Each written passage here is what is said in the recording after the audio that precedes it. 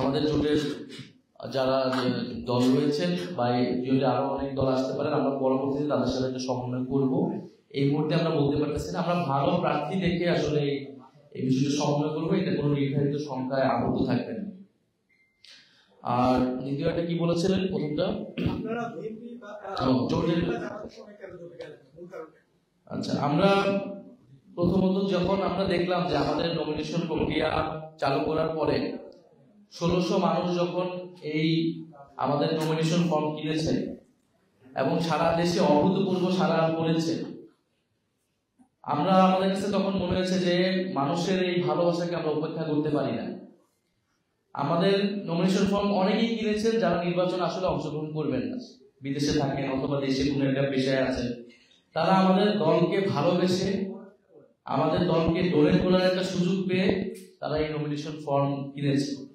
এবং এই ভালোবাসাটা, এই সহযোগিতা, সমর্থনটা তারা এই কারণেই করতে যাচ্ছেন যাতে আমরা আমাদের রাজনীতি নিয়ে, আমাদের লক্ষ্য নিয়ে আমরা এককভাবে দাঁড়াই। এক্সট্রিম মশার কয়েল প্ল্যান্ট ফাইবার দিয়ে তৈরি, তাই সহজে ভাঙে না, সুগন্ধিযুক্ত ও নিরবিচ্ছিন্নভাবে জ্বলে। ডেঙ্গু, চিকুনগুনিয়া বাহি সহ যে কোনো মশার বিরুদ্ধে দেয় এক্সট্রিম সুরক্ষা। ফলে আমাদের কাছে মনে হয়েছে মানুষের এই ভালোবাসাকে উপেক্ষা করে আমরা অন্য কোনো দলের সাথে যদি যাই, আমরা কম্প্রোমাইজ হিসেবে বিবেচিত হব। আমরা সেই সমঝোতা রাজনীতি করতে চাই না। আমরা চাই যে আমাদের রাজনৈতিক লক্ষ্য, আদর্শ নিয়ে আমরা এককভাবে দাঁড়াবো। নির্বাচনের ফলাফল যাই আসুক, আমরা জনগণের কাছে পৌঁছাবো। দ্বিতীয় আরেকটি বিষয় হচ্ছে, রাজনৈতিক আদর্শ এবং লক্ষ্যের জায়গা থেকে তো আমরা আলাদা। আমরা বারবার বলেছি, যদি গণঅভ্যুত্থানের পরে ফ্যাসিবাদ বিরোধী রাজনৈতিক দলগুলা জনগণের আকাঙ্ক্ষা অনুযায়ী, সংস্কারের আকাঙ্ক্ষা অনুযায়ী, তরুণ প্রজন্মের আকাঙ্ক্ষা অনুযায়ী রাজনীতি পুনর্গঠিত করত, নিজেদের দলের ভিতরে সংস্কার আনত, নিজেদের নীতি আদর্শকে আরো ঠিক করত, তাহলে এনসিপির জন্মের প্রয়োজন ছিল না। এনসিপি 7 মাস অপেক্ষা করেছে যাতে বিদ্যমান রাজনৈতিক দলগুলো একটা সমঝোতায় এসে আমাদের তরুণ প্রজন্মের গণঅভ্যুত্থানের আকাঙ্ক্ষা বাস্তবায়ন করে।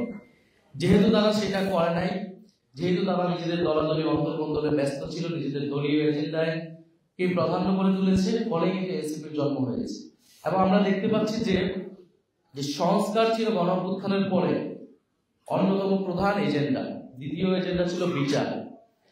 ফলে এই যে সংস্কার এবং এই যে সামনে যে একটা গণভোট হবে এবং গণভোটে যে সংস্কার প্রক্রিয়া বাস্তবায়ন হবে, এই আলাপটাই কোনো রাজনৈতিক দল করছে না। অর্থাৎ সংস্কারের পক্ষে কিন্তু কেউ ক্যাম্পেইন করছে না। সবাই তার নিজের দলে যার যার যে এজেন্ডা, সেই এজেন্ডাকে নিয়ে হচ্ছে ক্যাম্পেইন করতেছে বা সেটাকে তুলে ধরতেছে। অর্থাৎ পুরনো এই গণঅভ্যুত্থান না হলেও বিএনপি যেই বক্তব্য দিত, জামাত যেই জিনিস নিয়ে মানে কথা বলতো, মানুষের কাছে ভোট চাইতো, তারা সেই একই প্রক্রিয়াতে কিন্তু কাজ করতেছে। তাহলে গণঅভ্যুত্থানের পরে পরিবর্তনটা কোথায় হলো? কিন্তু পরিবর্তন তো হয়েছে সরকারের জায়গা থেকে, আমাদের জায়গা থেকে। ঐক্যমত্য কমিশন আমরা তো চেষ্টা করেছি, সম্পূর্ণ সফল হয়নি, কিছু তো আমাদের অর্জন হয়েছে। তাহলে এই অর্জনগুলোই যখন গণভোটে বাস্তবায়ন হবে, তাহলে এই গণভোটের পক্ষে কথা বলবে কে? এই গণভোটের পক্ষে কথা বলতে হলে, সংস্কারের পক্ষে কথা বলতে হলে আমাদেরকে এককভাবে দাঁড়াতে হবে এবং যারা সংস্কারের পক্ষে যেই দলগুলো রয়েছে তাদেরকে ঐক্যবদ্ধ হতে হবে। সেই জায়গা থেকে কিন্তু আমরা সিদ্ধান্ত নিয়েছি যে আমরা যারা সংস্কারের পক্ষের দলগুলো রয়েছে, আমরা তাদেরকে নিয়ে জোট করবো এবং তাদেরকে নিয়ে আমরা আলাদাভাবে বিএনপি জামাতের বাইরে নির্বাচনে অংশগ্রহণ করব।